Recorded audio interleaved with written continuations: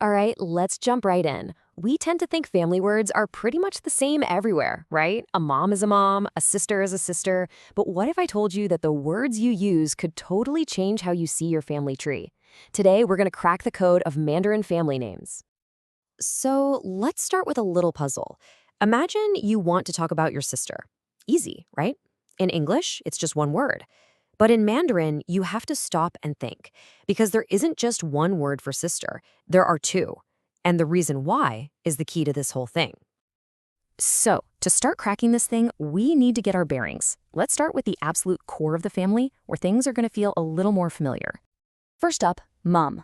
In Mandarin, it's mama, pronounced mama. This one feels pretty universal, doesn't it? That simple, repeating sound. You find it in languages all over the world. So far, so good. We're on familiar ground here. And it's pretty much the same story for dad. Baba or baba. Again, super straightforward, feels familiar, and it's kind of what you'd expect. But don't get too comfortable because this is where the real fun begins. All right, this is our first big clue. Let's go back to that problem with the word sister and take a look at what I'm calling the sibling spectrum. And here it is, the answer to our first puzzle. The reason there are two words is because age is incredibly important. An older sister is your 姐姐, but a younger sister? She's your 妹妹.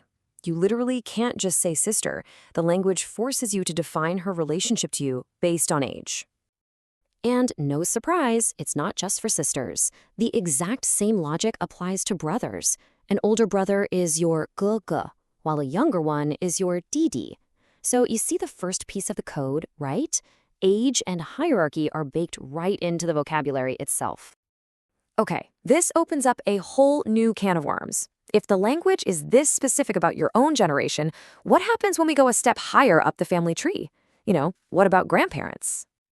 So get ready, because things are about to get even more specific. It's not just about age anymore.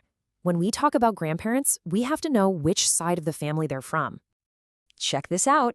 On your dad's side, your grandparents are yeye and nainai. Simple enough. But on your mom's side, the words are completely different. Waigong and waipor. Now listen to that. That Y sound on your mother's side, that is absolutely not a coincidence. It's our second huge clue. So why is that Y sound so important? Well, the character Y literally means outside or external. This means the language itself traditionally frames the father's side as the main family line and the mother's side as the outside line. I mean, wow, that's a huge cultural idea packed into just one tiny character. Okay, so we've got our clues, we know age matters, and we know the difference between the paternal and maternal lineage is critical. Now, let's put it all together and officially crack this code. It all boils down to three really simple rules. To name pretty much any relative in Mandarin, you just have to ask yourself three questions. First, lineage. Is this person from my dad's side or my mom's side? Second, age.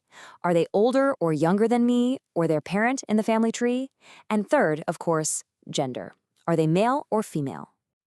So what does this all mean? Well, these aren't just words. They're basically coordinates on a map. A single word like 哥哥 instantly tells everyone, male sibling older than me. The word waigong says, male 2 generations up on my mother's side.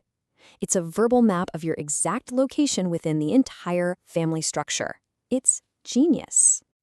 So let's bring this back to you. Thinking about these rules, lineage, age, and gender, how would this system change the way you talk about your own family?